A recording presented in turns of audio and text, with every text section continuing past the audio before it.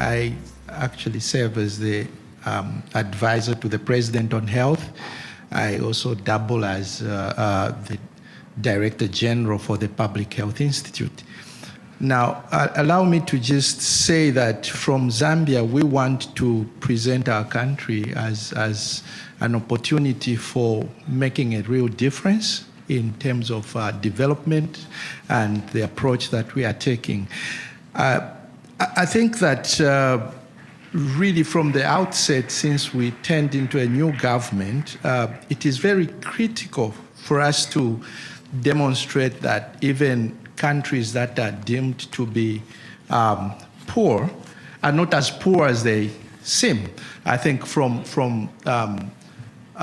the same budget that our government inherited, we were able to plug hemorrhages into public resources, and really in the same budget that was struggling, able to turn things around very strongly in ways that were not seemingly possible even to ourselves, that our constituency development funds that were erratically given to the constituencies to the tune of 1.5 billion to each million to each constituency in our local currency, we turned it around to 28 million per constituency now, and that's a very key strategy for our devolution approach, where the money has to go to the people.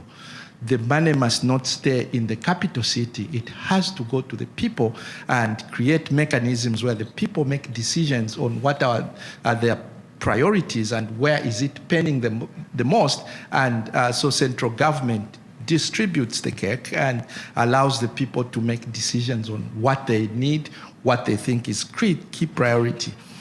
I want to also say that our government has also taken on a decentralization approach that is really taking the decision-making to the grassroots.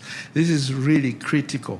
But to speak to the conversations in the room concerning health and women, at the general level, some of the things that our government is doing is really implement the national health insurance mechanism, and we have a health insurance authority that is really collecting mandatory taxes on contributors, and in a population of just under 20 million, we are really struggling because we have only in the last several months managed to lift the number of primary contributors to about 1.8 million.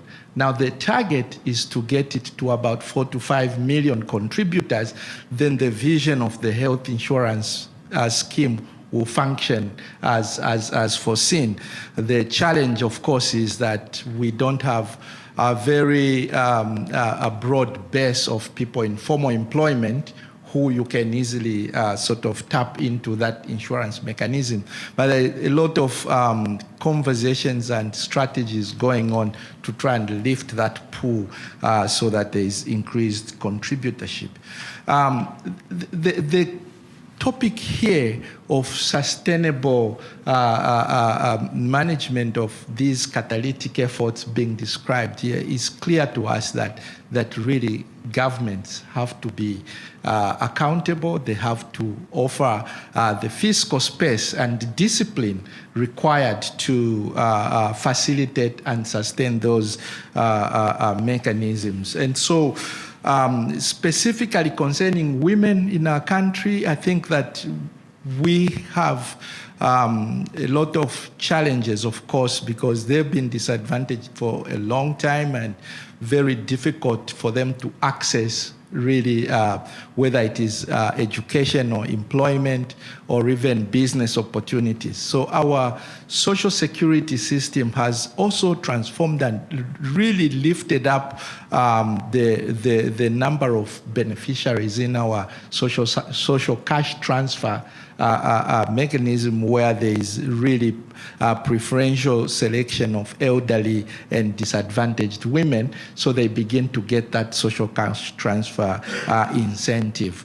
So at a very high level, these are some of the structural and fiscal changes that are going on. But I think within the sort of health space, there are a lot of opportunities, particularly that relate to women. And part of what I described as the sort of constituency funds that are being distributed in all constituencies is a requirement that every health facility must have running water and must have solar-driven lighting, regardless of how remote it is. And I think the very clear instruction that really in the next year or two or so, there must not be health facilities that don't have a maternal sort of room with running water and lighting.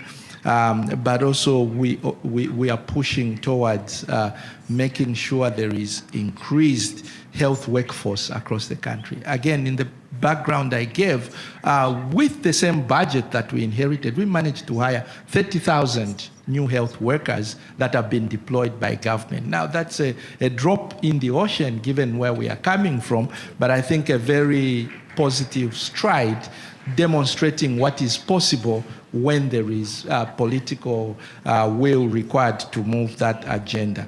I think I should arrest it here, but there's much we can share around what we're doing in Zambia. Thank you.